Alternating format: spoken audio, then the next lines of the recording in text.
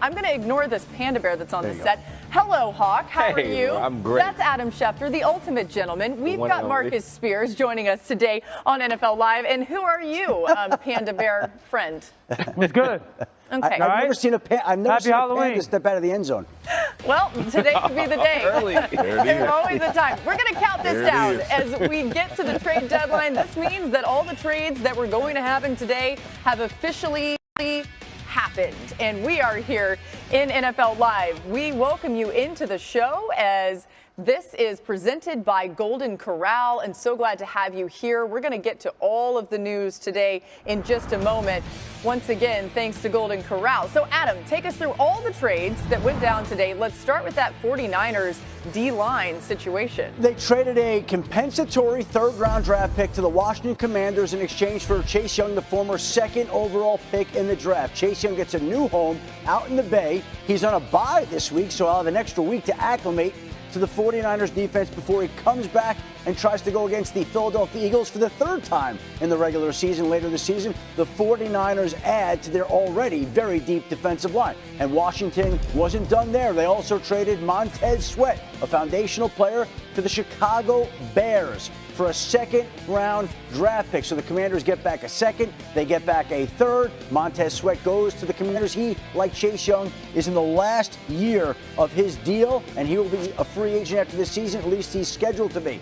The Arizona Cardinals traded their quarterback Josh Dobbs to the Minnesota Vikings for a late-round pick swap. Now, the Vikings head coach Kevin O'Connell said today that rookie Jaron Hall will start on Sunday at Atlanta against the Falcons, but they'll bring along Josh Dobbs slowly, and he will be a part of this quarterback room that includes Nick Mullins and Jaron Hall. And the Detroit Lions also made a move trading with the Cleveland Browns for Donovan Peoples-Jones, somebody who had gotten less playing time in Cleveland, who may get a little bit more in Michigan, goes back to where he played college football. Cleveland receives a 2025 sixth-round pick, a small compensation for Detroit to get another wide receiver in there today. And also, the Buffalo Bills traded a fifth-round pick or a third-round pick in exchange for Rasul Douglas and a third-round pick. So they essentially traded 2 rounds to bolster their secondary. The Bills get back some more help. The Green Bay Packers give up a starting cornerback,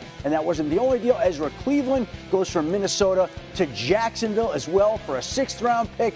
An offensive lineman goes to Jacksonville, and as we mentioned, the other offensive lineman today, 2-time Pro Bowler Roger Saffold, signs with the Jets practice squad with the idea that he'll be promoted to the active roster. All in a day's work. No one better than you.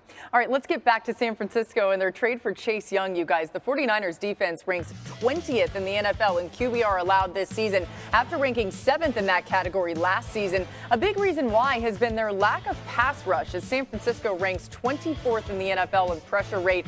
Chase Young has 25 pressures this season, which ranks 8th in the NFL. We start with our D lineman, Marcus Swagoo. How much does this change an already deep defensive line in San Fran? I love this move. And look, I know that it's almost blasphemous to say this, but I think this is a move that the San Francisco 49ers needed as opposed to a luxury. They are not generating the same type of pressure with four pass rushers like they've done in the past. As you just showed in that graphic, Boogie, now it creates problems for offensive lines in trying to deal and handle Nick Bosa. We talked about Javon Hargrave and Eric Armstead on the interior. As long as these guys work in communion, as long as they work with synergy, this should be formidable. And we should see these numbers boost with the addition of Chase Young. There is an opportunity now for the San Francisco 49ers to go into every game saying our defensive line can win games at the end of the game when we in 2-minute or last drive situations. They have more room for error now when you start talking about getting to the passer and also creating turnovers. This is a phenomenal move for the San Francisco 49ers. Don't get it twisted. But I did not think I would sit here week 8 and think that Chase Young was a need as opposed to a luxury. We've seen them make a lot of luxury moves when it comes to their defensive line. I think this is a need that John Lynch identified along with Kyle Shanahan, and they pulled the trigger to do it, and it's a phenomenal move for them as well. Because it's me. Oh, I wasn't sure. Yeah, what a reveal. It's I me. actually, the real boss move would have been to keep it on for the analysis. No, I wanted to he almost suffocated. That's why he took it off. Hey, I love the move for San Francisco. I think this puts tremendous pressure on Steve Wilks. And the pressure felt like it was already building. This defense, Marcus, to your point, does not look the same that it did last year. And the pass rush has not showed up. The Bosa holdout is absolutely having an impact. They're playing more man on early downs than I thought they would be. And teams are exposing it. Cincinnati made it very clear that they were going to expose it. So now this puts pressure on Steve Wilks to go figure this out. You're talking about a defensive line that's got first rounder. Huh. I mean, they are absolutely loaded at the defensive line. And Marcus, I've heard you say this for years with Chase Young. Will he rush together? You know, and you and I have been on this show for 3 years, and we've talked about how San Francisco in many ways does it the best. And I'm pretty sure Kyle Shanahan last week or 2 weeks ago said the biggest problem with the defense is the rush and the coverage are not tied together right now. Yep. So now they're bringing in a player that has had a little bit of that attached to his name. So it's an opportunity for him. It's pressure on Steve Wilks. And I completely agree with everything you both said, specifically around this being a necessity, because teams have started to show the blueprint that secondary is vulnerable if they don't get the pass rush that we're typically used to seeing from the 49ers and Bosa. And now you put Chase Young in there because it is the path of least resistance to bolster that back end. You give the quarterback even less time. When you watched them versus Cleveland, you watched them versus the Vikings last week, we talked about it going into the week against the Bengals, and it showed the same exact thing. There are holes in that secondary, and Chase Young helps fill that by giving the QB less time. Marcus, quick question. Can he be a part of a defensive line that is really good with games, those two-man games? Because I'd also say San Francisco's games have not been nearly as efficient and crisp this year as they were in the past. 100% D.O. And some of his sacks have come off games this year. Chase Young sacks have come off games in Washington. The other thing you just said that I want to piggyback on, which is vitally important, and you and I talked about this a couple years ago with Washington. Remember when everybody started rushing for themselves as individuals? And we did a show, and I was like very critical of them not getting that same type of production. This is the best part about being in the NFL with guys that can rush individually.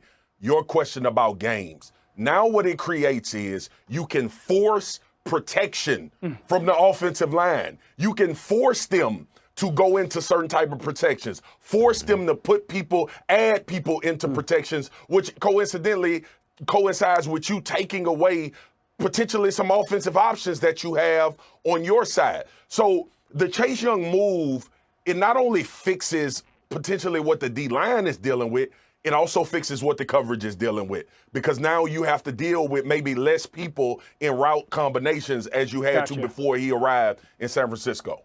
Two-man games, double teaming? No, like when you get a defensive end and a defensive tackle, twists, or the internal stuff, or when they can get into a four-man rush package right now with Bosa on the field and Hargrave on the field and Armstead and now Chase Young. Those guys don't necessarily have to play any position. They could be all over the line. Positionless but dominant at their position. And be fresh. Yeah, good point, which may really apply to Chase Young with the way he has dealt with his health. All right, let's get to another move that happened related to the Commanders, but also another team gets stronger. Montez Sweat traded from the Commanders to the Bears, and he adds some much-needed pass rush ability to a Bears defense that has struggled in that category. Since Matt Eberflus took over last season, Chicago ranks last in the NFL in pressure rate and sacks. And as for Sweat, he ranks top 10 in the NFL in quarterback pressures over the last 2 seasons. So, Marcus, let's start with you again. Chicago a good fit for the D lineman on the final year of his rookie deal? But yeah, I hate to be the bearer of bad news, and I know things are looking up, and they probably are super excited about this trade in Chicago, but I don't know the direction of this organization. So I'm not going to say that this is the best thing for Montez Sweat. I'm not going to say that they have a plan in place. They have a really good rusher coming over from Washington. Don't get it twisted. They traded for a guy that can get after the passer. He's long, has tremendous length. He plays with a lot of energy from first through the fourth quarter. They got better in a position. I don't know where this franchise is going. When I saw the trade, you want to be excited about it, but Chicago has so many more questions than answers. Maybe this is a step in the right direction, but Montez Sweat should be on wait and see as opposed to being ecstatic. Yeah, I mean, the one good thing maybe for Sweat, he's a 26 overall pick back in 2019. He's going to be a free agent after this season, so we'll keep an eye on him going forward. Another move that happened today, Ezra Cleveland filling a need on a Jaguars offensive line that has posted the second worst pass block win rate in the NFL this season. Cleveland, a second-round pick back in 2020, started the first 6 games of the season for the Vikings, but has been inactive for the last 2 games due to a foot injury. Dan, feels like every team needs depth at offensive line, but how important is this in Jacksonville as they make a push toward the playoffs for Trevor Lawrence? I think it's huge, and I think this is a direct correlation to learning from what happened to the Cincinnati Bengals the past couple years. Their playoff runs have been derailed by a lack of offensive line depth. Jacksonville's offensive line is a pretty good unit, and they've got their starters.